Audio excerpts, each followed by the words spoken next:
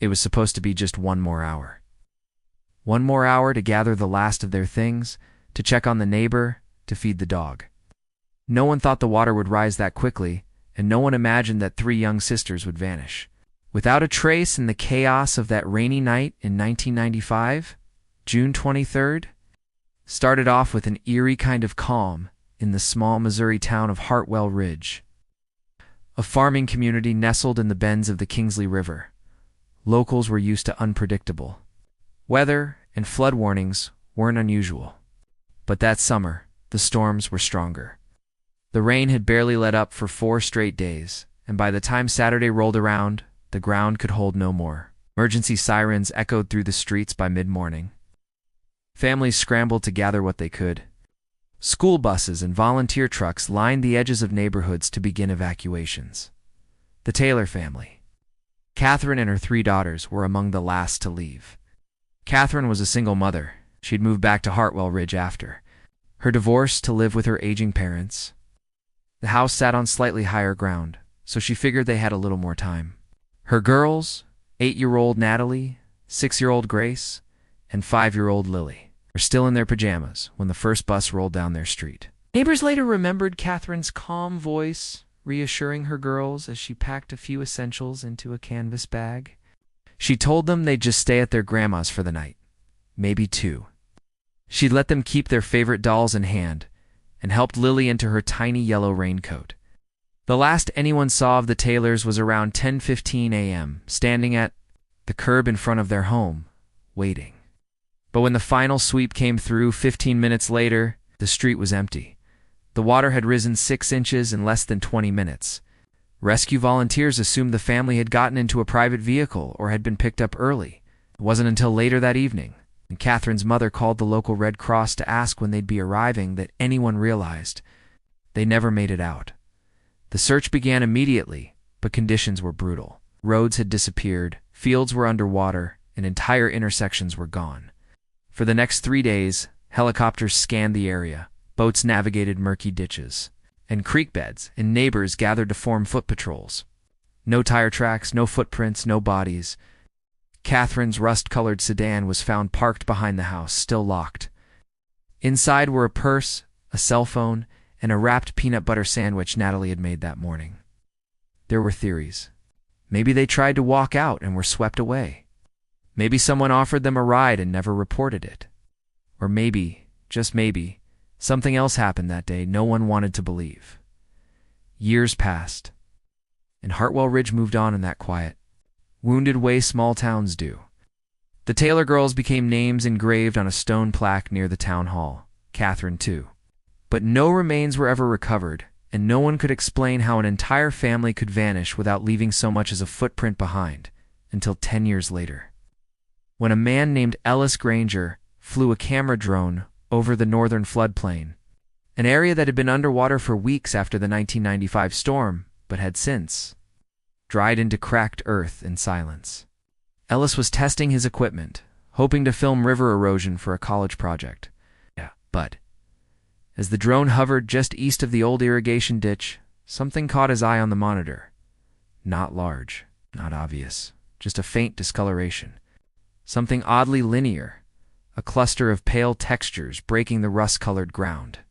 Cloth, maybe a glint of metal. Something about it didn't look natural. He lowered the drone, adjusting for shadow and resolution. That's when he saw it. 3 small objects, partially buried, fabric so faded it blended into the dirt, yet arranged in a way that made the hair on the back of his neck stand up.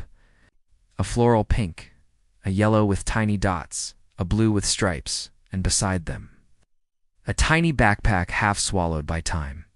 The year after the siblings vanished, the town of Millshade seemed to fall into a kind of quiet mourning.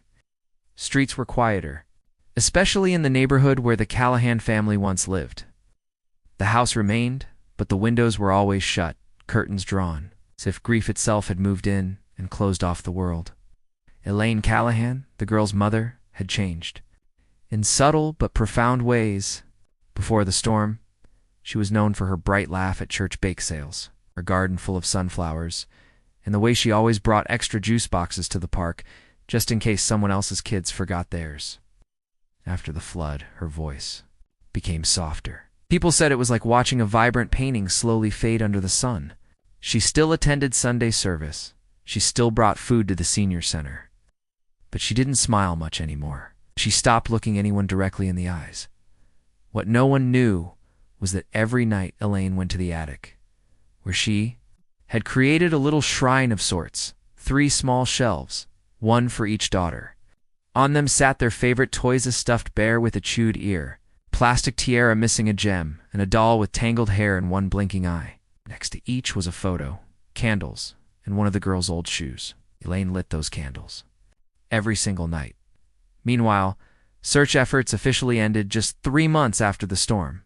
The authorities said they had exhausted every possibility. No bodies, no belongings, no confirmed sightings, the sheriff said during the final press conference. It's likely the flood carried them too far to recover. Elaine had stared at him blankly from the front row. Likely, she repeated to herself. That word would haunt her for years, because likely meant there was still a chance.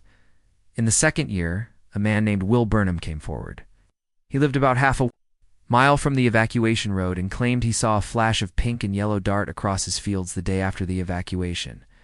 When questioned, he couldn't be sure of the timing, and nothing was found. But Elaine clung to his story for months. Then came the letters, anonymous ones. One said they weren't on the bus. Another asked the school janitor what he saw that morning.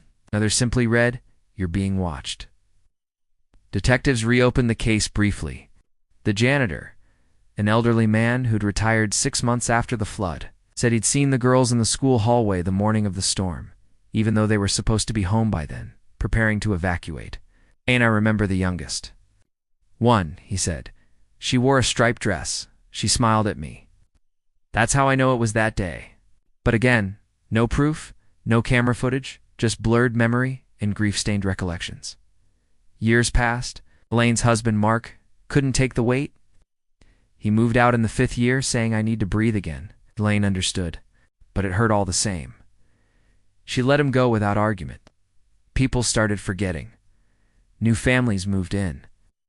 The Callahan girls became a cautionary tale, whispered about but rarely spoken of in full.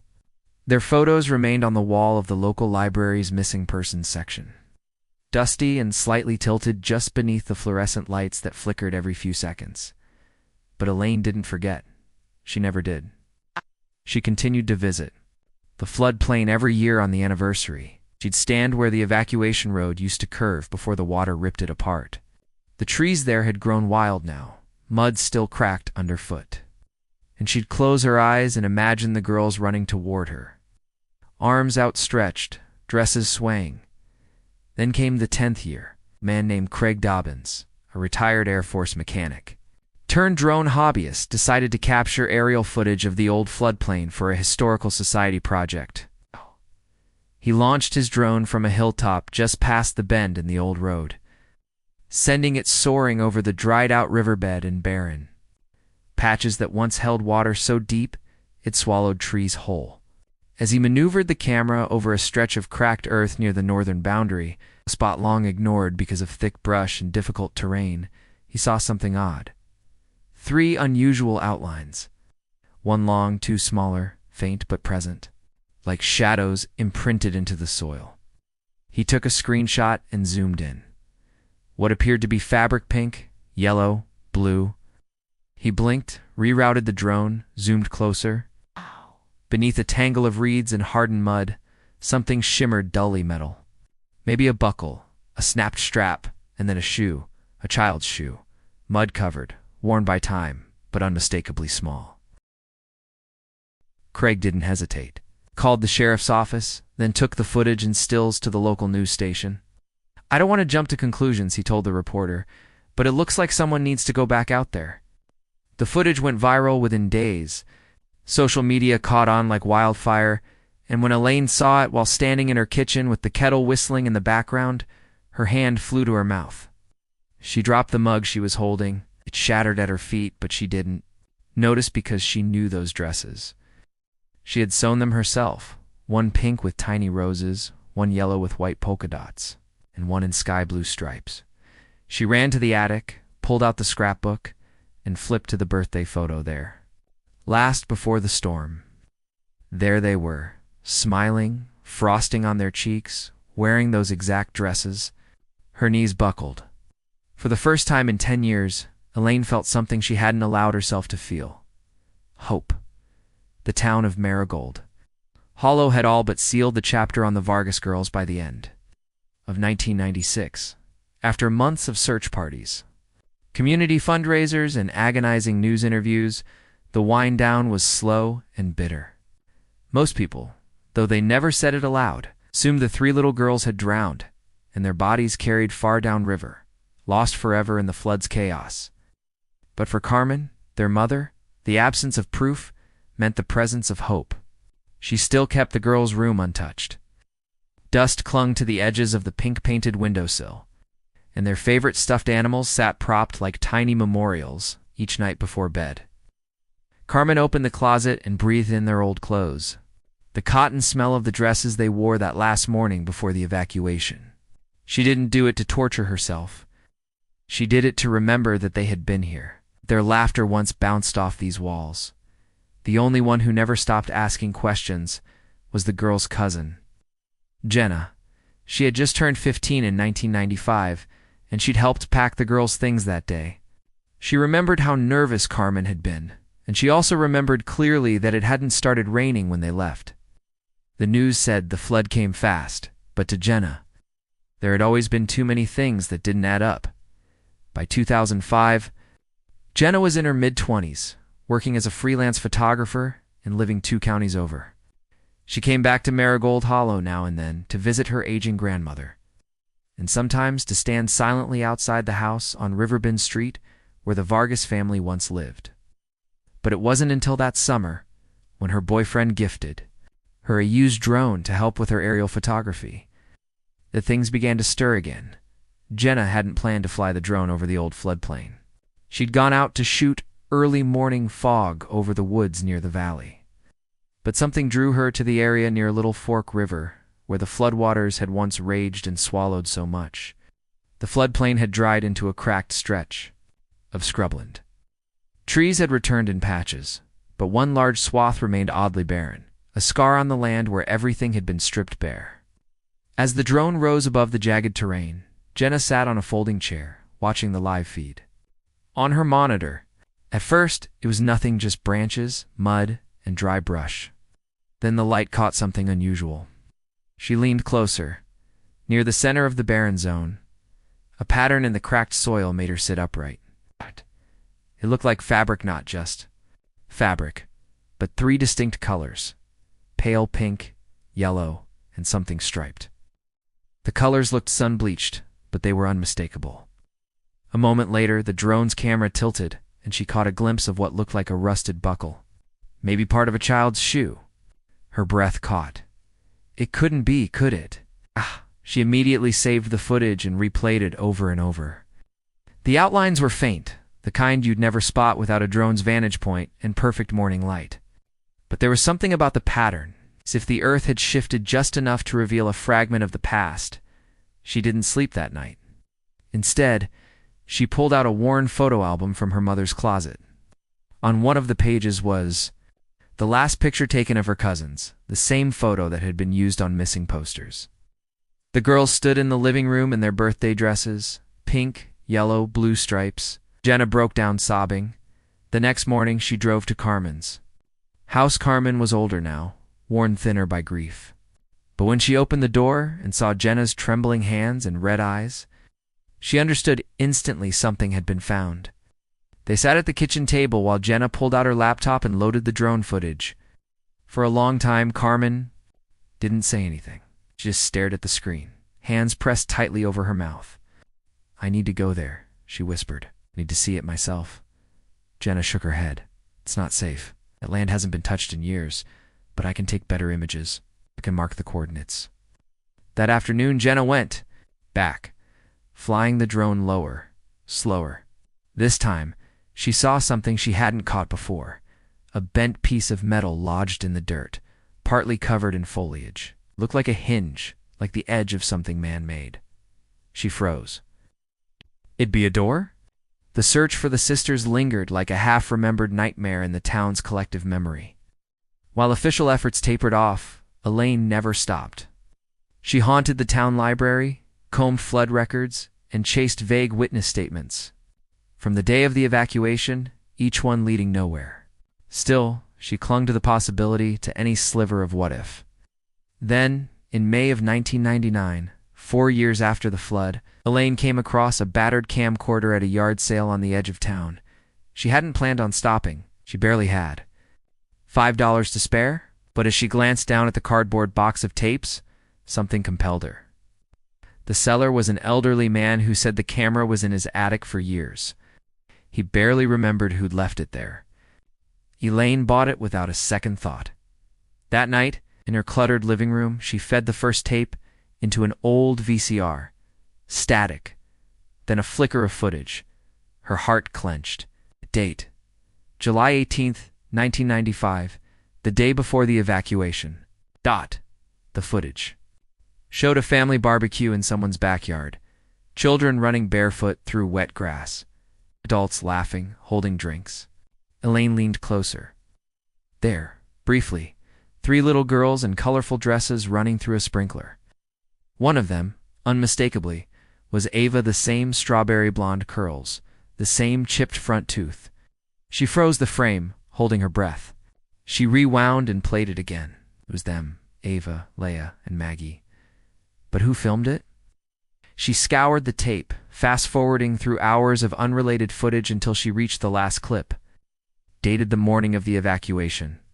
It was shaky and brief, but showed a row of cars lining up outside the school, teachers ushering children inside. And then, a man's voice off camera, soft but clear. "Come on, girls. Your mom's inside. Let's get you to the truck." Elaine replayed that moment again and again. The voice didn't belong to anyone she recognized. The angle was strange, hidden, almost like the person filming wasn't supposed to be. Elaine took the footage to the police. This time they couldn't ignore her. Detective Louis Kramer was new to the force and had no ties to the original investigation. He had a quiet demeanor, meticulous and patient. He watched the footage repeatedly, jotting down notes with surgical precision.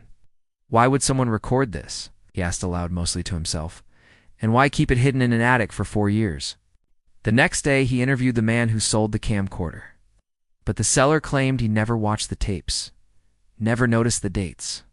He said a tenant who moved out in '96 left them behind, a tenant named Rick Melvin.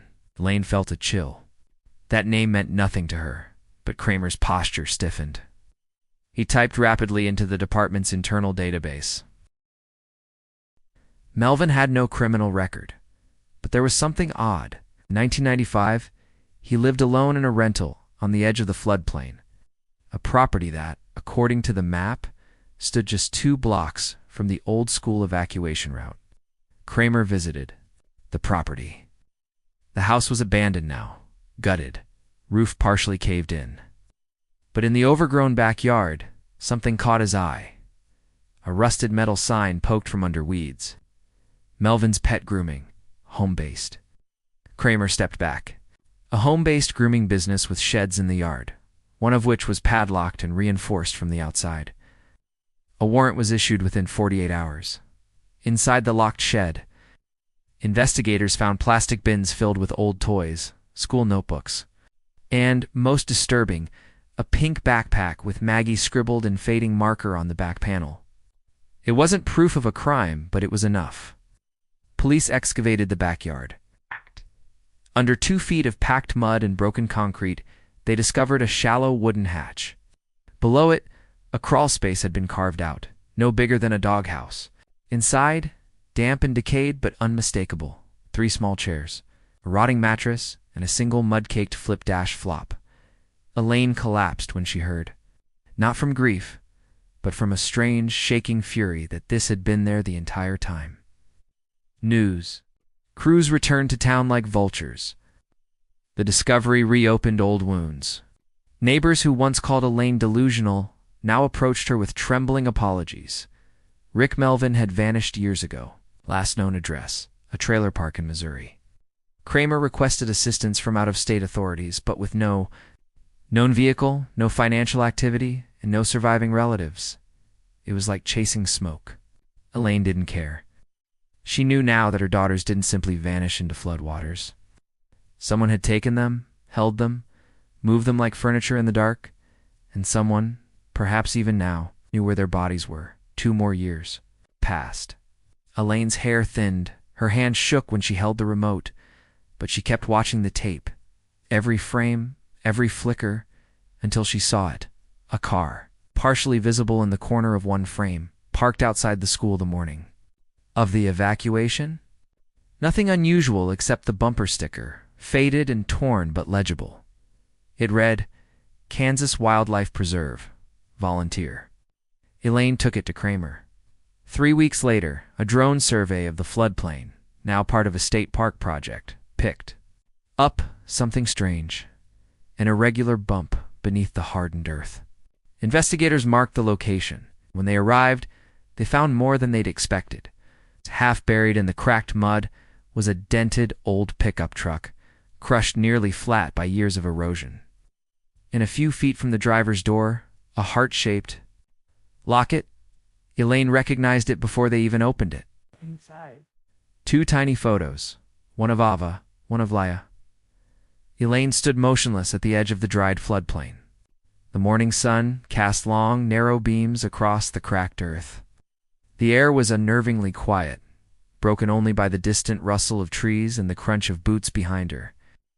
She didn't turn around. Ow. Her eyes were fixed on a faint metallic glimmer poking through the hardened mud. In her hand, she still clutched the heart-shaped locket, the one the drone footage had indirectly led them to. For years, she'd avoided coming here. This place was a wound she hadn't dared to open. But now, staring at the soil that may have swallowed her daughters, she couldn't stop the tremble in her fingertips. She opened the locket again. 2 tiny, sun-faded photos looked back at her. Ava in her pink floral dress, Leia in yellow polka dots, and little Rosie in her blue striped shawl, 3 frozen forever in a moment that once meant nothing and now meant everything. "Detective," Kramer stepped up beside her. "We've marked the grid," he said softly, his voice measured. "The county team will begin excavation within the hour." Elaine nodded absently. Her throat was dry, but she didn't speak.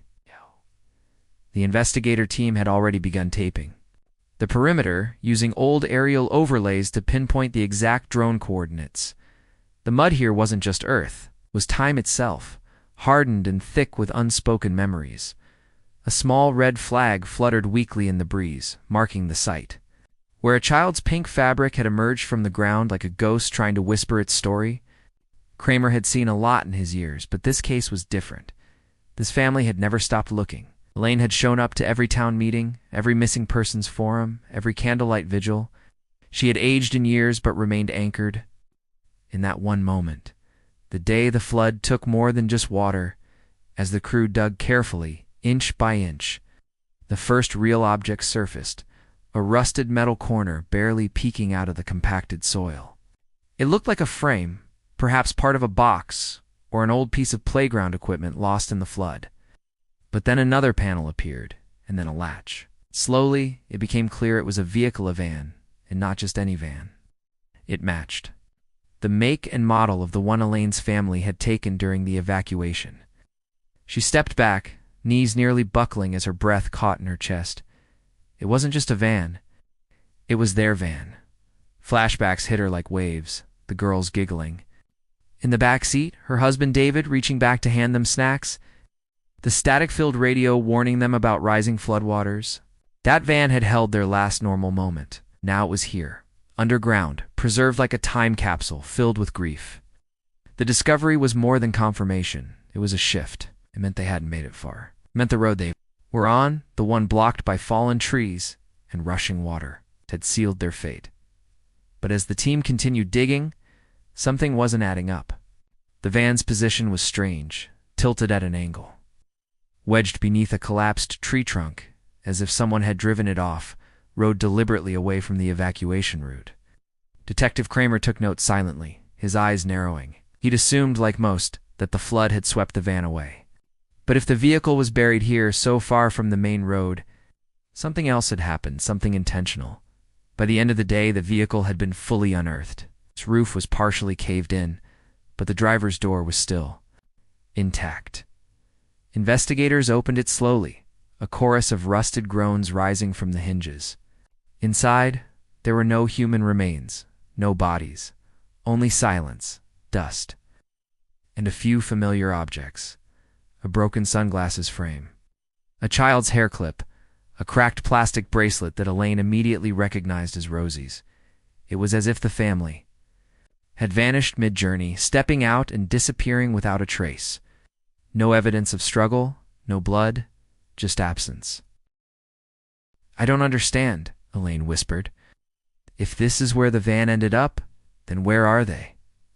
Kramer didn't answer. He was staring at the back of the van where something else caught his attention. Scribbled faintly into the foggy back window, visible only because of the dried condensation sealed between glass and dust, was a message. 3 letters, H-E-L. The rest had been smeared away. Elaine gasped.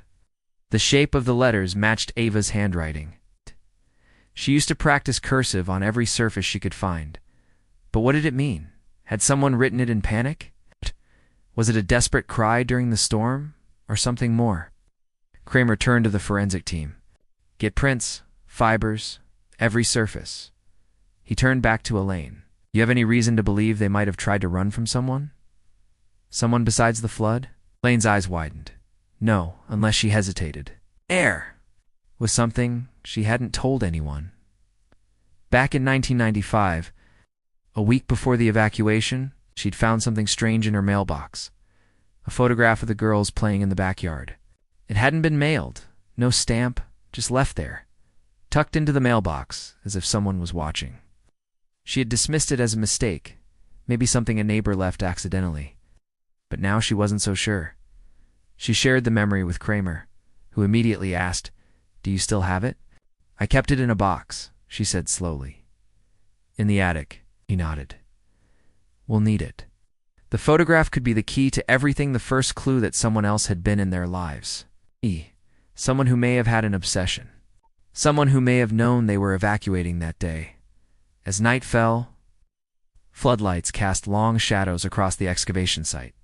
The van sat in eerie silence, as if holding its breath. Elaine remained nearby, wrapped in a blanket, her thoughts spiraling between memory and dread. The next morning, something new emerged just behind the van, buried in the soil. A child's backpack. Kramer gently pulled it free. It was waterlogged and faded, but the name stitched inside the flap was still legible. Leah Elaine broke down. It was Leah's favorite backpack, the one she refused to replace despite the zipper always sticking. Inside, carefully preserved, were tiny trinkets, a plastic ring, a folded sticker book, and a piece of paper torn from a diary. Kramer read it aloud. "If we can't get out, maybe someone will find this. I tell Mom I love her. I tell Dad, too. We're scared. We heard him. We're hiding." Elaine dropped to her knees. "Heard who?" Kramer didn't answer. He didn't know yet. But the storm hadn't just drowned roads. It had buried something else. And now it was rising. The autumn of 2005 carried a brittle chill. Different from the summers that had once echoed with the voices of the 3 sisters, 10 years had passed since Amelia, Beth, and Nora disappeared during the flood evacuation from Willowridge. The town, though outwardly recovered, still bore the quiet scars, stories whispered, glances exchanged, and an ache that never dulled in.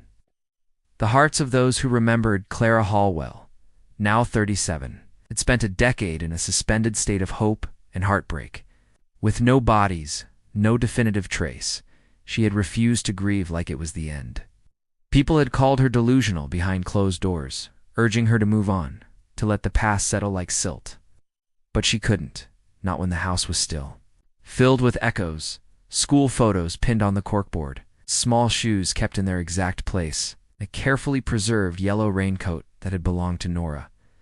Meanwhile, the town had started to change. A new mayor had been elected. Development projects had begun creeping into old zones, including the floodplain.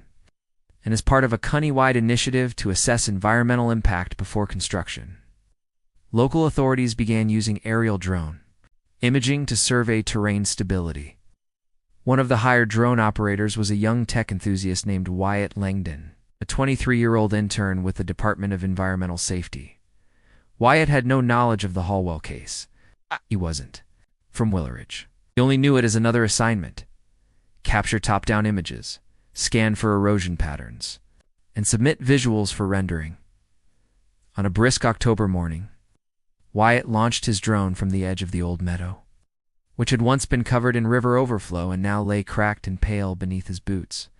As he maneuvered the device further inland, he began to notice odd interruptions in the symmetry of the earth: shallow depressions, natural formations, and slight color variations in the soil. Zooming in on one frame, something caught his eye. Just beside a dried-out tributary bed was an oddly discolored patch of land. At first glance, it looked like a mud smear or weather pattern. But as the drone hovered lower and the camera angle adjusted with the shifting sunlight, the outline became unmistakable: a curve of fabric. Frayed, faded, brightened only slightly by what seemed to be remnants of blue and pink hues. It didn't register as significant at first, maybe an old picnic cloth or camping trash buried by time. But the patterns weren't random. Wyatt, curious, flagged the image for further processing and added a note: possible textile remains. Investigate ground anomalies. Later that week, when the images were reviewed by his supervisor, the reaction was different. "Oh God," the supervisor murmured, leaning in. "That's a dress. 2, maybe 3. And this area isn't this. Where that family vanished back in the 90s? The department contacted local law enforcement, who looped into state police. Within 2 days, a perimeter was cordoned off. Excavation equipment was brought in. Clara got the call on a Thursday evening. Sheriff Dawes, long retired but brought back in for consultation, stood at her porch with his hat in hand. "We found something," he said, his voice cracking. "It might be related." Clara's heart pounded. She didn't speak, just stared at him, waiting for the part where he told her it was all a mistake. But it was. Stood at the edge of the dried floodplain, surrounded by officials, volunteers, and people with scanning equipment. She watched as archaeologists gently brushed away the top layer of earth. What they uncovered next stunned everyone. 3 sets of children's clothing, eerily preserved. 1 pink floral dress, 1 yellow with polka dots, and 1 blue striped. Just as the girls had been wearing the day they left the house for evacuation, a faded backpack was found half buried nearby, its zipper rusted shut. Inside were school papers, crayon drawings, and a small Toya plastic ballerina that Clara had bought for Amelia at the county fair. But still, no remains. The clothing was found arranged close together, not scattered or randomly discarded, as if someone had carefully placed them there. "It doesn't make sense," Sheriff Dawes muttered as he and Clara examined the site. "If the flood washed them here, where are their bones? Why is everything so intact?" Then came the strangest find: a metal hair barrette with the name Beth scratched into the underside. But even more puzzling, the barrette showed no signs of corrosion. It was clean. "Wasn't here 10 years ago," one of the forensic techs whispered. "This was placed recently." Suddenly, the theory that the flood had swept them away and buried them began to crumble. Someone had been here recently, someone who knew the girls, or had kept something of theirs and then brought it back. The case, once cold, was now on fire. Again, Clara found herself at the center of it all. Reporters began gathering. Investigators reopened old files. And Sheriff Dawes called in new analysts to re-review the original evacuation zone. Among them was a cartographer named Ellie March, who specialized in historic flood mapping. As she overlaid new satellite data with the 1995 evacuation routes, something emerged. The Hallwell girls were never supposed to be anywhere near the lower tributary bed. If they followed the correct evacuation map, as their route sheet indicated, they should have been on the North Bypass Trail. But somehow, they had ended up at the southern banks, miles off course, in the most unstable part of the floodplain. "How'd they get there?" Ellie asked aloud. "And why is this specific patch of ground the only place where the soil hasn't shifted in a decade?" No one had an answer, But in that moment, Clara felt something twist in her chest, the horrifying possibility that her daughters hadn't been lost to nature, but to someone's hands, someone who watched, who waited, and who may still be out there by spring of 2005. The community's energy around the case had waned, at least publicly. The town no longer held candlelight vigils or posted flyers, but for people like Mrs. Halfhill, Deputy Ridge, and, of course, the Greenway family, the wound was never allowed to close. Inside Clara Greenway's home, silence had become an uninvited tenant. It filled the space where laughter used to echo. The walls still bore Scotch tape scars from the sisters' school projects. An empty picture frame sat crooked on a hallway nail, the one that used to hold their last birthday photo. Sometimes Clara would adjust it, even though it held nothing, just to pretend. That spring, something quietly shifted. It started with an envelope. There was no return address, no markings, aside from a single line typed in all caps on the back. Some truths float to the surface. Clara found it in her mailbox one Tuesday morning, wedged between a gardening catalog and an energy bill. Her first instinct was to toss it. It wasn't uncommon for her to get cryptic notes, some cruel, some delusional, from people who'd read about the case. But something about the phrase struck a chord. She took it inside, laid it on the kitchen table, and stared at it for nearly an hour before opening it. Inside, there were only two things: a printed photograph and a GPS coordinate. Scrawled on the back in shaky handwriting, the photograph was a grainy aerial image of a dried-out floodplain, part of the county's evacuation route near Old Fairstone Ridge. At first glance, it looked unremarkable, just cracked, sun-baked mud and patches of parched weeds. But in one corner, barely visible, was the faint outline of what looked like fabric, pink, yellow, and blue, tangled together, colors too precise to be natural. Clara's heart thudded.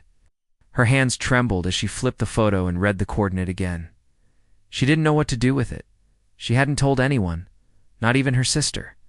Not yet.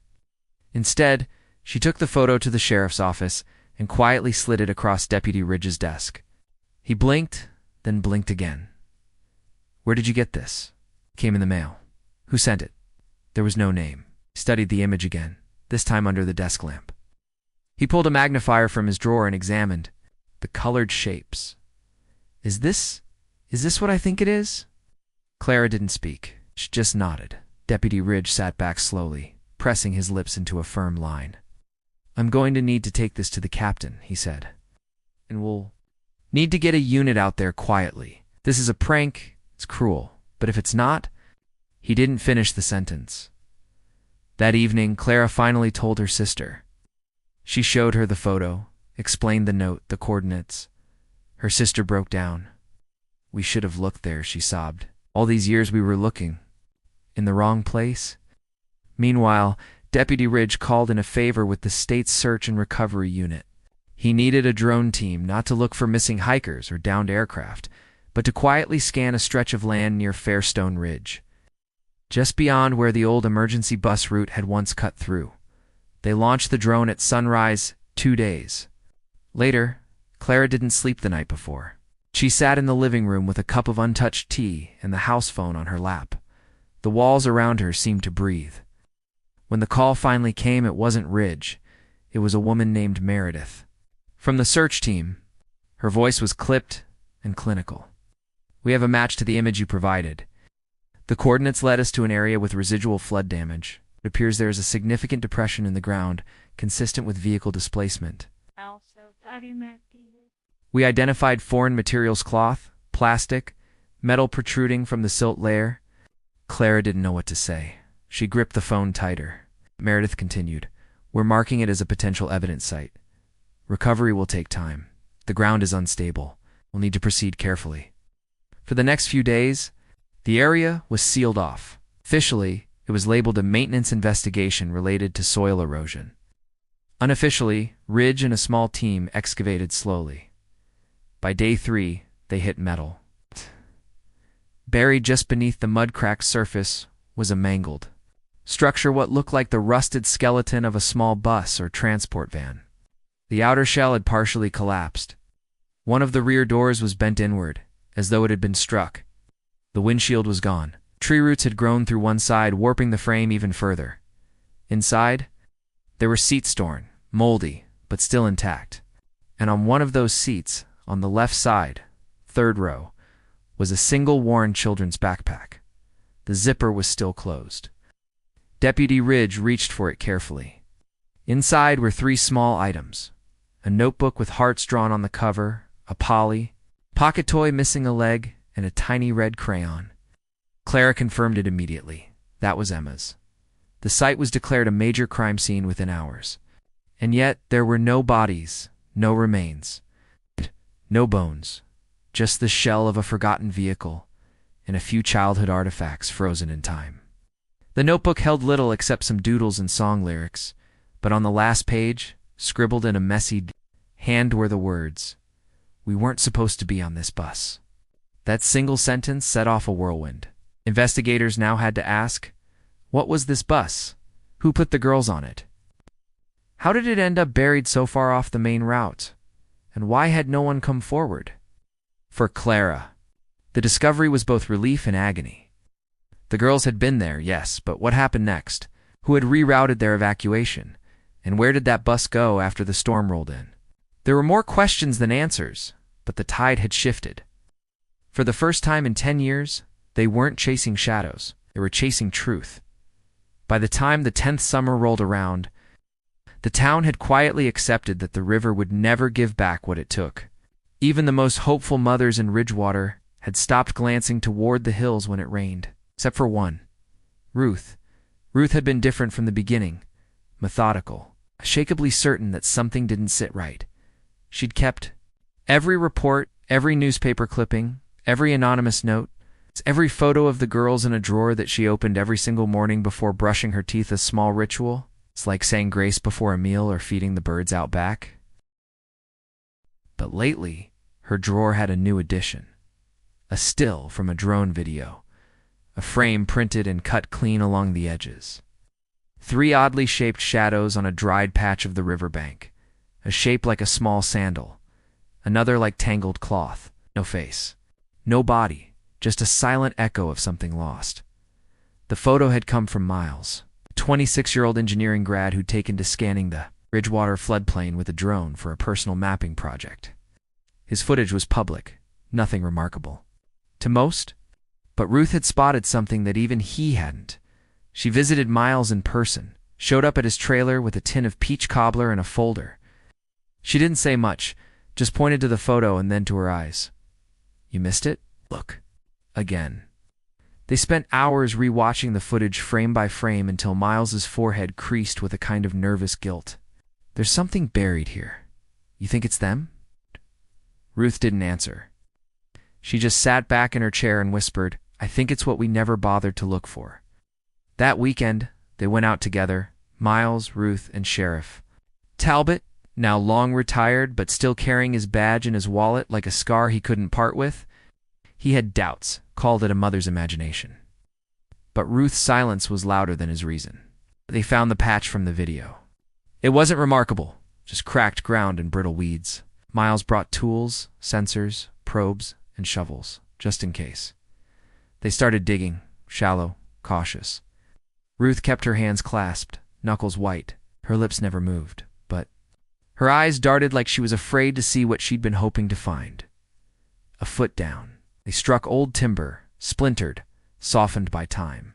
Not a coffin, not a box. It was a rotted section of floorboard. Talbot squinted. This doesn't make sense. This part of the floodplain wasn't even residential. Ruth didn't blink. "Keep going." Miles dug to the edges and began. Brushing away packed dirt, soon the outline became clearer. A square section, maybe 4 by 5 feet. The side bore rusty nails, wood worn soft and curved from pressure. "A crawl space," Miles said. "But why here?" Then he hit something. Hollow. They paused. Talbot knelt and scraped carefully with a trowel until they exposed a narrow metal panel with hinges a door. Ruth turned pale. Talbot popped the latch with the back of his flashlight, creaked open, resisting slightly, like something inside didn't want to be disturbed. The smell hit them first, not of death, but of time, of mildew and dry cloth. Forgotten things, they lowered a light. Inside was a tight wooden chamber, barely big enough for a child to crouch in. There were old clothes, faded fabric, pink, yellow, and blue, twisted, flattened, like they'd been crushed and then abandoned. A small plastic bracelet hung on a protruding nail. On one wall, names scratched into the soft wood: Sandy, Brianna. Lucy Talbot stumbled back like someone had pulled the air from his lungs. Ruth sank to her knees. "I told them they were still here," she whispered. "No bodies, no bones, just whispers, artifacts, pieces of lives once lived." Back in town, news spread like wildfire. Reporters came, helicopters hovered. Everyone had a theory. Ruth didn't care. All she wanted was to stand there, to breathe the air her daughters once might have breathed, to press her palm to the inside of the chamber wall and feel the chill they'd left behind. But not everything added up. Why was there a hidden structure in the floodplain? Why were the clothes there, but not the children? Why did a nearby tree have a carved name, not of the sisters, but of someone else? Sheriff Talbot asked Miles to go back through old property. Maps. They found something disturbing. That land used to belong to a man named Martin Murdoch, an out-of-towner, never married, no children. He'd vanished in 1996, months after the flood. His name had barely made the papers, just a quiet missing. Notice and a few loose threads. No one had ever looked too closely until now. Ruth asked to see a photo of him.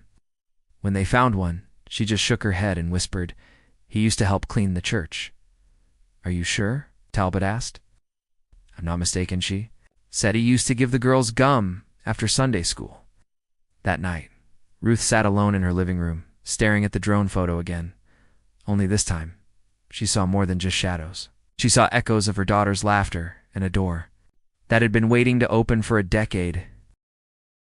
When the town of Ridgewater heard about the discovery, reactions split down the middle. Some called it closure, others called it a hoax. But no one denied the weight of it, that after all those years, something had finally surfaced. Something real, something that breathed life into a case that had become legend. Ruth, however, knew better than to call it closure. For her, it was a door creaking open, not to the end of grief, but to the beginning of truth. Sheriff Talbot, though technically retired, unofficially stepped back in. The department was understaffed, and frankly, no one else had the stomach to handle the case, not after it had haunted the town for a decade, not after they'd all failed Ruth once before. Talbot began digging, not in the dirt, but in files, archives, church logs, real estate transfers. He reopened every sealed document from the post-flood relocation efforts. It turned out the land where the chamber had been discovered wasn't just owned by Martin Murdoch. It had been reclassified shortly after the flood and sold off in pieces to the county, then left untouched for years. No one ever asked why. Ruth knew why. Because it was supposed to stay buried. Miles, meanwhile, stayed involved too, not because he had to, but because he couldn't let go of the image of Ruth staring down into that dark crawl space like she was listening for a whisper. "I've reprocessed the footage," he told Talbot one afternoon. "Ran it through thermal enhancement software, and I think there's more. Just 100 feet from the first site." He showed Talbot the frame, a faint rectangular outline beneath the soil. Not natural, not random, man-made. A second chamber. They went out again, this time with 2 deputies, a forensic tech and Ruth, because no one was going to keep her away. She hadn't missed a single search since that drone footage came out. Her hands still trembled, but her eyes had hardened into something sharper than resolve. When they reached the spot, it took only a few hours to break through the dirt. What they found inside wasn't like the first. No clothes, no names etched into wood, no childlike belongings, just a box, metal, locked. They brought it to the station. Inside, a notebook, a photograph, and a key. The photo showed 3 girls huddled in the woods, not smiling, not playing, looking terrified. One of them, Lucy, had a cut on her cheek. The notebook was old, handwritten, pages curled, and yellowing a journal, Martin Murdoch's journal. He hadn't vanished. He'd run. The entries began in late 1995. I didn't mean to take them, but they were just walking alone near the floodline. I only wanted to keep them safe until the water receded. But then Lucy screamed and Sandy tried to run. I panicked. I didn't hurt them, I swear. I built the chamber with old floorboards. I gave them food, blankets, even read to them. But after the second week, they stopped eating. Talbot couldn't read further aloud. The room fell silent. Ruth picked up the notebook. Her fingers traced the ink like it might still be wet. The next page had fewer words, sloppier handwriting. One day, they were just gone. I went to get food, came back, and the door was open. Only the bracelet was left. I searched for days. I think they ran into the forest, or the flood took them. I don't know. I didn't mean to become this. A final line, written with a shaking hand. I buried their things to keep them from being forgotten. Ruth folded the book shut. Miles turned to her. Do you believe him? I believe he was a coward, she whispered, who turned a rescue into a prison. The forensic team ran DNA on the clothing from the first chamber. The results came back as expected. Lucy, Brianna, Sandy, confirmed. But they never found bodies, not even bones. Just one more clue buried in the last pages of the journal, a crude map marked with a red X. Ruth didn't hesitate. She and Talbot followed it through the woods, past collapsed flood barriers and brittle trees, until they reached a shallow ravine. Dry now, but once a channel of furious current during the flood. On the far side, tangled in a downed tree, was a weather-worn plastic container. Inside, a second photo. 3 girls huddled together, alive but older than in the first photo. And behind them, a man, blurry but present. Not Martin Murdoch, someone else. Talbot froze. That's not Murdoch, he whispered. Ruth narrowed her eyes. Then who was watching them? That night, she sat alone on her porch, watching the trees sway like they held secrets in their branches. For 10 years, she'd asked, what happened to her daughters? Now the question changed, not what happened, but where did they go next? And who was with them? Because Murdoch didn't just let them vanish. Someone took over where he left off, and the girls were never truly free. The image haunted Ruth more than any nightmare ever could. Not the first photo, where her daughters looked frightened and fragile, but the second one, where they looked older, changed, alive, but not free. There were no names, no time stamps, no clear location, just trees, shadows, and a man standing behind them, a man Ruth didn't recognize. The police opened a second investigation. The evidence demanded it. Sheriff Talbot re-entered public service, just long enough to get the new case approved by the state. But the trail was old. The ravine had dried up years ago. The container had likely shifted through flood debris, maybe buried for years before rising again. The notebook revealed no names, just one final chilling sentence scribbled into the inside back cover. They were never supposed to be found. Despite the renewed efforts, facial recognition, forest grid searches, questioning of surviving, Murdoch relatives, no further signs ever surfaced. No bodies, no witnesses, no firm leads. But Ruth didn't stop searching, not entirely. She stepped back from the public fight, away from the press, and into quiet resolve. On the 10th anniversary of the drone discovery, she returned to the floodplain. She placed 3 small stones on the edge of the cracked earth, each painted pink, yellow, and blue, the same colors her daughters wore the day they disappeared. She didn't speak. She didn't cry. But she stayed there alone until the sun dipped behind the trees, and when she finally stood to leave, she noticed something in the far distance along the tree line, a faint shimmer of movement. 3 deer, perhaps, or maybe only shadows cast by wind-blown branches. But Ruth allowed herself one thought she hadn't permitted in years.